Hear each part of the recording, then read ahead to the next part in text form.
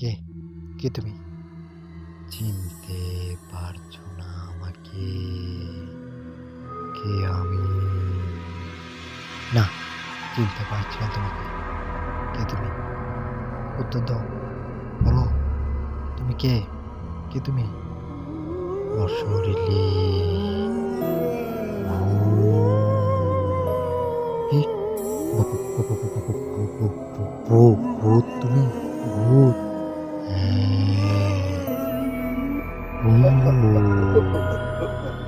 ভূতের বাড়ির ভূত।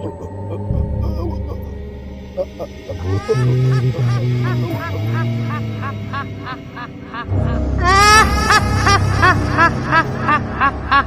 আসসালামু আলাইকুম। আপনারা সবাই কেমন আছেন? আশা করছি ভালো আছেন। আলহামদুলিল্লাহ আপনাদের দোয়া এবং ভালোবাসায় আমিও ভালো আছি। আমি সুমন আছি আপনাদের সঙ্গে ভূতের বাড়ি ইউটিউব চ্যানেলের পক্ষ থেকে।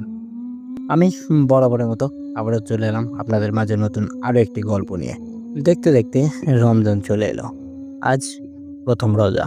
আশা করছি আজকের রোজাটা আপনাদের ভালো কেটেছে। দোয়া করি এই ৩০টা রোজা যাতে আপনাদের সবার ভালো কাটে।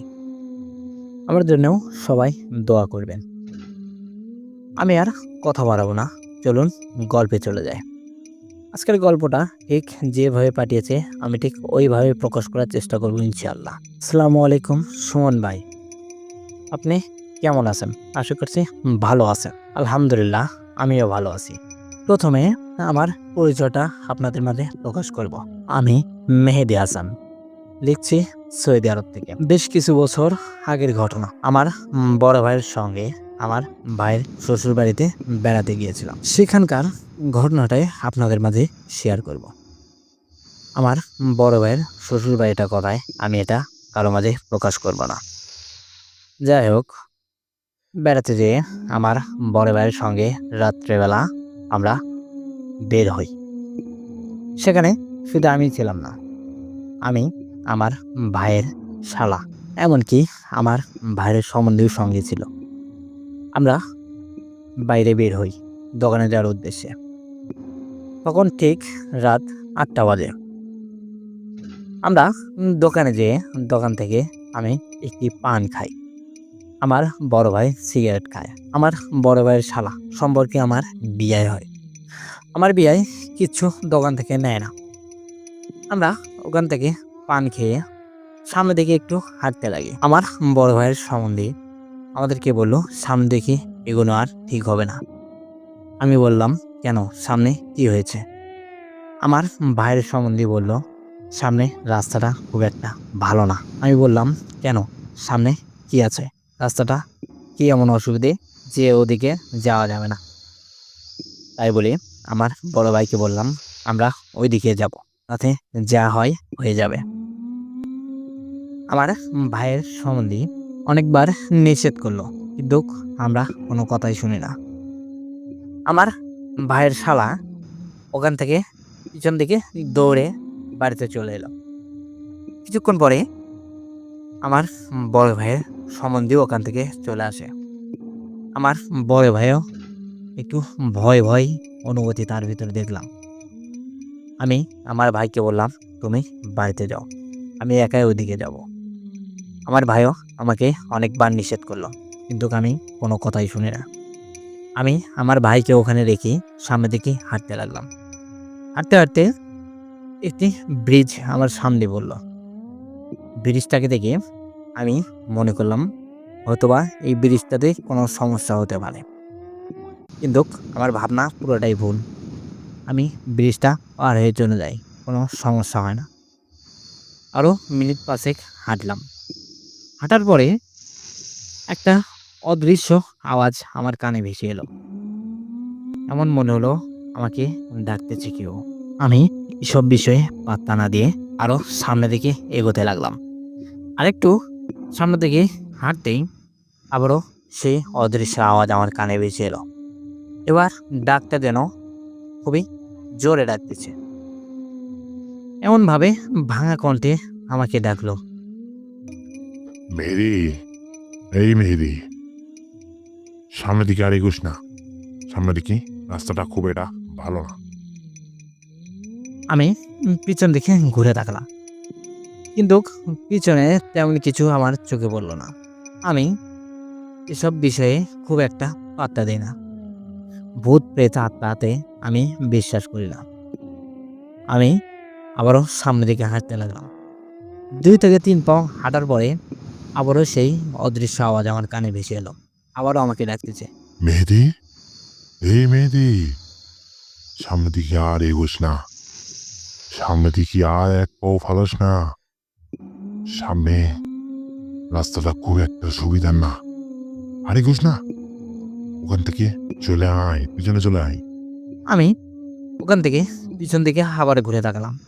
এবারও একই অবস্থা, পিছনে কাউকে চোখে পড়লো না। তারপরে আমি আবারও সামনে দিকে আরেকটু হাঁটতে লাগলাম। এবারের ডাকটা যেন ভিন্ন রকমকে। এবারের আরেকটু ভারী কণ্ঠে কেউ আমাকে ডাকতেছে। মেহেদি, এই মেহেদি, আয়, আয় একটু সামনের দিকে আয়। আমি তোর জন্যে অনেকদিন ধরে বসে আছি। আয় সামনের দিকে আয়। ওখানে আর দাঁড়িয়ে থাকিস না, আয় আয়, তাড়াতাড়ি আয়। আমি এবার যেন একটু ভয় পেলাম। আমার সারা শরীরটা যেন শিউরে এলো, বুকের হার্টবিটটা যেন বেড়ে গেল। আমি ওখানে আর দেরি করলাম না। আমি ওখান থেকে ঘুরে পিছন দিকে হাঁটতে লাগলাম। পিছন দিকে কিছুক্ষণ হাঁটতেই আমার কানে আবারও সেই অদৃশ্য আওয়াজ চলে এলো। এবার আমাকে অন্য একটি আওয়াজে বলতেছে। আমার কথা তোর বিশ্বাস হয়নি না? তুই আমার কথা না শুনি সামনের দিকে এগিয়ে গেলি। শেষ পর্যন্ত কি হলো? ওই অদৃশ্য আওয়াজটারই ফাঁদে পা দিলি। আমি যে তোকে কথাগুলো বললাম, কথাগুলো তোর ভালো লাগলো না, তাই না? এখন বুঝবি মজা। প্রত্যেক দিন, প্রত্যেকক্ষণ তোর সঙ্গে এই ঘটনাগুলো ঘটতেই থাকবে। তুই আমার কথা না শুনে খুব বড় ভুল করলি রে পাগল, খুব বড় ভুল করলি। তুই আমার কথা একদিন বুঝতে পারবি, আমাকে মনে করবি যে সেই লোকটা আমাকে কি বলেছিল। আমি পিছন থেকে ঘুরে তাকালাম না, তাকে কাউকে দেখলাম না। আমি ওখান থেকে এক দৌড়ে আমার বড় ভাইয়ের শ্বশুর বাড়িতে চলে এলাম। এসে ঘরে ঢুকেই আমি ওখানে অজ্ঞান হয়ে মাটিতে পড়ে যাই। আমার ভাই ভাবিয়া আমাকে মাটি থেকে তুলে খাটে শুয়ে রাখে। কিছুক্ষণ পরে আমার জ্ঞান ফিরল। জ্ঞান ফেরার পরে আমার বড় ভাই আমাকে জিজ্ঞেস করলো, কিরে এত জোরে দৌড়ে কই থেকে এলি? আমি আমার ভাইকে সব ঘটনা খুলে বললাম। আমার ভাইয়ের শালা আমার বিয়ায় আমাকে বলল, ওইদিকে ভাইয়া যেতে নিষেধ করলো না, তারপরে আপনি কেন গেছেন? আমি আর কোনো প্রশ্নের উত্তর দিই না। আমি বললাম, আমি একটু একা থাকতে চাই, তোমরা সবাই প্লিজ দয়া করে ঘর থেকে বের হয়ে যাও। তাই বলে আমি খাটে আবার শুয়ে পড়ি। শোয়ার সঙ্গে সঙ্গে যেন আমার চোখে প্রচণ্ড ঘুম এসে জড়ো হয়। আমি ওখানে ঘুমিয়ে পড়লাম। কিছুক্ষণ পরে আবার সেই অদৃশ্য ভাসমান আওয়াজটা আমার কানে এসে পৌঁছায়। এবার আমাকে বলতেছে, কিরে, তোর ঘুমানো হয়নি? উঠ, আবার সে বিড়িদের ওখানে যা। যে দেখ, বিড়িদের কাছে একটি মূর্তি আছে। সে মূর্তিটা নিয়ে এবারেতে চলে আয়। নাহলে ওই মূর্তিটা নিয়ে ওখানে ভেঙে ফেল। যা, দেরি করিস না, যা। যত দেরি করবি তত তোর সমস্যা বাড়তে থাকবে। ওঠ, ঘুম থেকে ওঠ, উঠে এক্ষুনি চলে যা। যা, দেরি করিস না, যা, চলে যা, তাড়াতাড়ি উঠে ওইটা, তাড়াতাড়ি চলে যা। আমি ঘুম থেকে লাফিয়ে উঠলাম। উঠে আমার ভাইকে ডাক দেখি। আমার বড় ভাইয়া দৌড়ে আমার কাছে চলে আসে। আমি আবারও আমার ভাইকে সব ঘটনা খুলে বলল। আমার ভাই বলল, এটা ওই অদৃশ্য কোনো খারাপ আত্মার কাজ, ওর ফাঁদে পা দিস না। তুই এই রাত্রেবেলা ওইদিকে কখনো যাবি না। কথাগুলো কানে গিয়েছে তো? আমি বললাম, ঠিক আছে ভাইয়া, আমি ওইদিকে যাব না। সেই রাতটা যেন বারবার সেই অদৃশ্য ব্যক্তি আমার কানে এসে এসব কথাই বলতে থাকে। আমি পরের দিন সকালবেলা ওখান থেকে সোজা আমার বাড়িতে চলে গেলাম। আমার বাড়িতে যেয়ে আমি আমার ঘরে শুয়ে পড়লাম। আমি কিছুক্ষণের জন্য হলেও ভেবে নিয়েছিলাম সেই অদৃশ্য ভাসমান আওয়াজটি আর আমি শুনতে পাবো না, কিন্তু আমার ভাবনাকে ভুল প্রমাণ করে আবারও সেই অদৃশ্য আওয়াজটি আমার কানে এসে পৌঁছায়। আমাকে বলতেছে যে, কিরে, ওখান থেকে চলে এলি? তুই কি মনে করেছিস আমি তোকে এত সহজেই ছেড়ে দিব? তুই তো পুরোটাই পাগল। আমি তোর পিছু কখনো ছাড়বো না। তুই এই কথাটা ভুলে যাস না। তুই আমার ঘুম ভেঙে দিয়েছিস। আমি শান্তিতে ঘুমিয়েছিলাম, তুই আমাকে শান্তিতে থাকতে দিলি না। এত সহজে আমি তোর পিছু ছাড়বো না। তুই আমার হাত থেকে এত সহজে রেহাই পাবি না। আমি আবার ঘুম থেকে লাফিয়ে উঠলাম। উঠে ওখানে আর এক মুহূর্ত দেরি করলাম না, সোজা চলে গেলাম আমাদের মসজিদের হুজুরের কাছে। আমি হুজুরকে যেয়ে সব ঘটনা খুলে বললাম। হুজুর আমাকে বললাম, তুমি কোনো চিন্তা করবে না, বিষয়টা আমি দেখতেছি। তুমি এক গ্লাস পানি নিয়ে এসো। না রে, সব থেকে ভালো হয় তুমি একটি বোতলে করে পানি নিয়ে এসো। আমিও আর দেরি করলাম না, দৌড়ে যেয়ে মসজিদের ভিতর থেকে একটি বোতলে করে পানি নিয়ে আসি। হুজুর পানিতে ফোঁ দিল। ফোঁ দিয়ে আমাকে বলল, এই পানিটা তুমি 2 বার হোক 3 বার হোক খেয়ে নিবে, আর বিকালবেলা কিছু তেল হাতে করে নিয়ে আমার সঙ্গে দেখা করবে, আমি তোমাকে তেল পরে দিব। আমি হুজুরকে বললাম, বিকালে কেন, আমি এক্ষুনি নিয়ে আসতেছি। তাই বলে দৌড়ে দোকান থেকে এক বোতল তেল কিনে নিয়ে আসি। নিয়ে এসে তেলটিও পরে নেই। আমাকে হুজুর বলল, ঘুমানোর আগে তেলটি তোমার মাথায় দিবে, পারলে সারা শরীরেই মালিশ করবে। আমিও যেমন কথা তেমন কাজ। রাত্রেবেলা ঘুমানোর আগে তেলটি সারা শরীরে মালিশ করি। মালিশ করে বোতল থেকে পানি নিয়ে পানি খেয়ে নিই। খেয়ে নেওয়ার পরে ঘুমিয়ে পড়লাম। সে রাতটা যেন আমার বেশ ভালোই কাটলো। পরের দিন সকালবেলা হুজুরের সঙ্গে দেখা। হুজুর আমাকে বলল, তুমি কেমন আছো? আমি বললাম, জি হুজুর, আলহামদুলিল্লাহ ভালো আছি, আপনি কেমন আছেন? হুজুর বলল, আমিও ভালো আছি। হুজুর আমাকে বলল, তোমার কি রাত্রে কোনো সমস্যা হয়েছিল? আমি প্রশ্নের উত্তরে বললাম, না হুজুর, রাত্রে আর কোনো সমস্যা হয়নি। হুজুর আমাকে বলল, আর কোনো সমস্যা হবে না আশা করা যায়। তুমি এখন বাড়িতে যাও, বাড়িতে যেয়ে রেস্ট নাও, আর বাইরে এত ঘোরাঘুরি করার কোনো প্রয়োজন নেই। আমি হুজুরকে সালাম দিয়ে ওখান থেকে চলে আসি আমার বাড়িতে কিছু কাজ ছিল, কাজগুলো সেরে নেই। এর ভিতরেই আমার বড় ভাই আর ভাবি বাড়িতে চলে আসে। আমি সব ঘটনা আমার ভাইকে খুলে বললাম।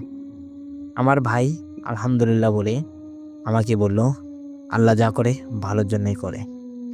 হুজুর যেহেতু বলেছে, তাইলে আর কোনো সমস্যা হবে না। এসব কথা বলতে বলতেই সন্ধ্যা লেগে গেল। আমিও রাতের খাবার খেয়ে শুয়ে বললাম। শোয়ার কিছুক্ষণ পরেই আমার যেন চোখে ঘুম এসে জাপতে ধরল। আমিও আর দেরি করলাম না, সঙ্গে সঙ্গে ঘুমিয়ে পড়লাম।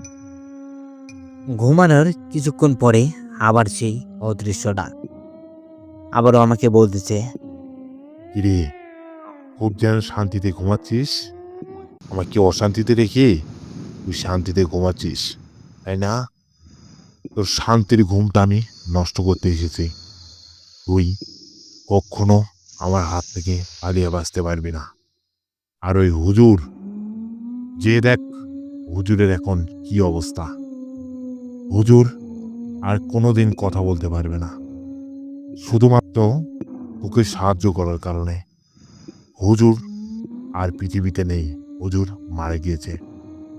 হুজুরের মৃত্যুর পিছনে একমাত্র হাত তোর। তোর কারণে হুজুর মারা গেছে।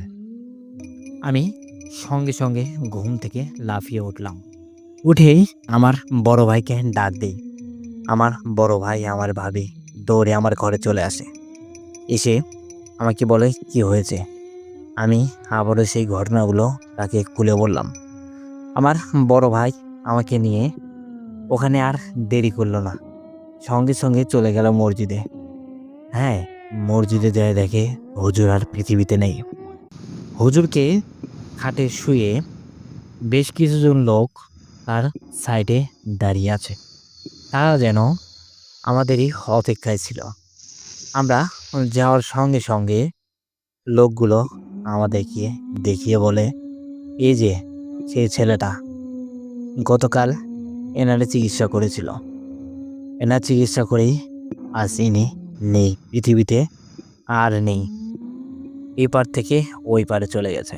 সবাই যেন আমাদের দিকে খুবই অদ্ভুত নজরে তাকিয়ে আছে। আমি ওখানে আর দেরি করলাম না, আমার ভাইকে নিয়ে সোজা বাড়ির দিকে রওনা দিই। বাড়িতে ঢোকার সঙ্গে সঙ্গে আবারও সেই অদৃশ্য ভাসমান আওয়াজটি আমার কানে এসে পৌঁছায়।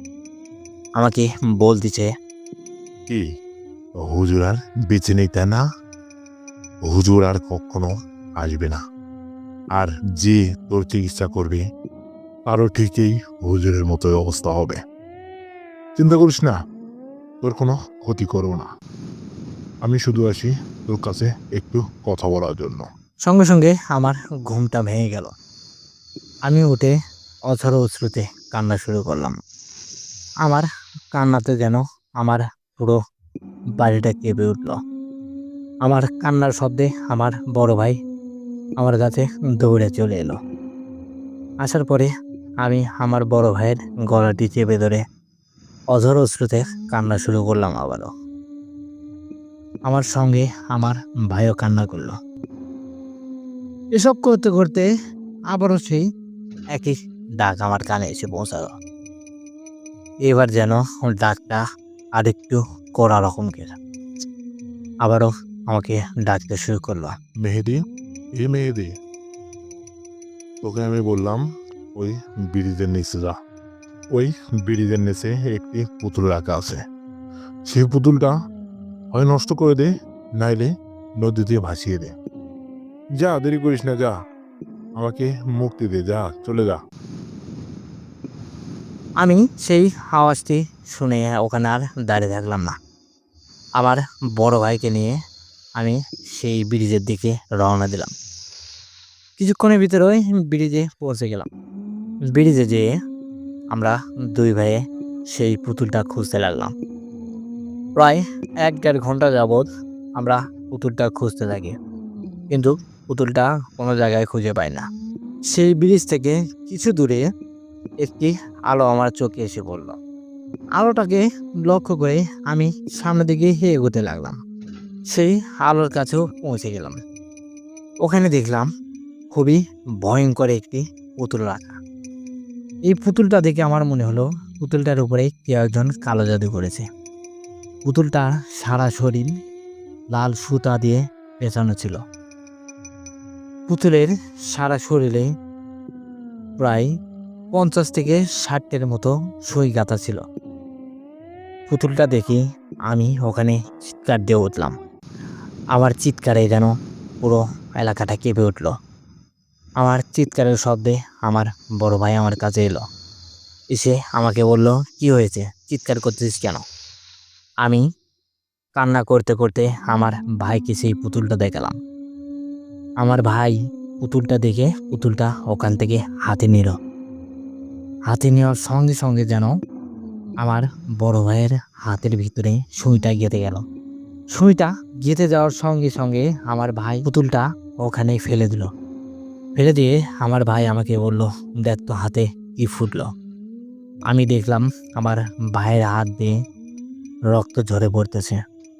আমি সঙ্গে সঙ্গে আমার গেঞ্জিটা ছিঁড়ে আমার ভাইয়ের হাতটা বেঁধে দিই। বেঁধে দিয়ে আবারও সেই পুতুলটাকে তুলে ওখানে পাথরের সঙ্গে 2-3টা বাড়ি দিই, কিন্তু পুতুলটা ভাঙে না। আমার ভাই ওখান থেকে পুতুলটা উঠিয়ে রাগ করে ছুঁড়ে মারলো সে ব্রিজের দিকে। ব্রিজের সঙ্গে বাড়ি খেয়ে পুতুলটা দুই ভাগ হয়ে যায়। দুই ভাগ হয়ে যাওয়ার সঙ্গে সঙ্গে পুতুলটা থেকে সাদা একটি ভাসমান ধোঁয়া বেরোতে থাকে। ধোঁয়াটি দেখে আমি তো প্রচণ্ড ভয় পেলাম, কিন্তু আমার ভাই ধোঁয়াটা দেখে এতটুকু পরিমাণও ভয় পায়নি। আমার ভাই ধোঁয়াটার দেখি এগিয়ে গেল। এগিয়ে যেতেই আবারও সেই ভাসমান আওয়াজ আমাকে উদ্দেশ্য করে বলতেছে, তুই আজকে আমার জীবন বাঁচালি। আমি যে তোকে কি বলে ধন্যবাদ দিব আমি এটা নিজেও জানি না। আমি মনে মনে ভাবতেছি আত্মার আবার কেমন জীবন, সে কথাটা বুঝতে পারে। আমাকে উদ্দেশ্য করে আবারও বলল, আত্মাদেরও জীবন থাকে, আত্মারা তো আত্মাই। তোদের যেমন জীবন আমাদেরও তেমন জীবন। আমরা সবসময় মানুষের খারাপ চাই না, ভালো চাই। তুই আমাকে মুক্তি দিয়েছিস, যা আজ থেকে তুইও মুক্ত। তুইও স্বাধীন, আমিও স্বাধীন। তাই বলেই ধোঁয়াটি ওখান থেকে মিলিয়ে গেল।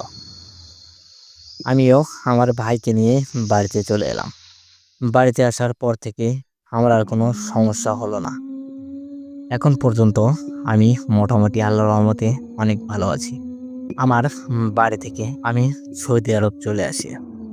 আমার সৌদি আরব আসা প্রায় 2 থেকে 2.5 বছরের মতো হয়ে গেল। এখন পর্যন্ত আল্লাহর রহমতে আর কোনো সমস্যা হয়নি। আশা করছি আল্লাহর অশেষ রহমতে আর কোনো সমস্যা হবে না। যাই হোক সুমন ভাই, আমার গল্পটা এতটুকুই। আমি আর কথা বাড়াবো না। আপনারা সবাই ভালো থাকবেন। আল্লাহ হাফিজ। মেহেদী ভাইয়ের লেখা ঘটনাটি আমার তো পার্সোনালি অনেকটাই ভালো লেগেছে। খুবই রোমাঞ্চকর এবং ভয়ানক একটি ঘটনা। ঘটনাটি আমার তো পার্সোনালি অনেকটাই ভালো লেগেছে। আপনাদের কেমন লাগলো অবশ্যই কমেন্টে জানাবেন। গল্পটা শুরু থেকে শেষ পর্যন্ত অনেকটাই ভালো লাগলো আমার। গল্পটা আমি রেকর্ড করার সময় একটা জিনিস লক্ষ্য করলাম। গল্পটার ভিতরে কিছু কাহিনী আছে যেগুলা খুবই মারাত্মক। গল্পটা অনেক সুন্দর, এমনকি খুবই গা ছমছমে। গল্পটা রেকর্ড করার সময়ও আমার সারা শরীরটা যেন শিউরে উঠেছে। আশা করছি গল্পটা আপনাদের ভালো লাগবে। আমি আর কথা বাড়াবো না। এরকম গল্প আপনারা যদি আমাদের মাঝে শেয়ার করতে চান, তাইলে আমাদের এই ভিডিওর ডেসক্রিপশনে আমার হোয়াটসঅ্যাপ নাম্বার দেওয়া থাকবে। শুধু তাই না, আপনারা ইমেলেও পাঠাতে পারেন। ইমেল অ্যাড্রেস bhuterbaড়ি00@gmail.com। আমাদের ইমেলেও আপনার লেখা গল্পটি পাঠাতে পারেন। আপনার সঙ্গে ঘটে যাওয়া গল্পটি আর লুকিয়ে রাখবেন না, আমাদের মাঝে শেয়ার করুন। আপনার লেখা গল্পটি আমরা খুবই ভালোভাবে রিসার্চ করে আমাদের ইউটিউব চ্যানেলে আপলোড করব। আশা করছি গল্পটা আপনাদের ভালো লেগেছে। যাই হোক, আমি আর কথা বাড়াবো না। বরাবরের মতো একটি কথাই বলতে চাই, আপনারা সবাই ভালো থাকুন, সুস্থ থাকুন। আল্লাহ হাফেজ। ভূতের বাড়ি,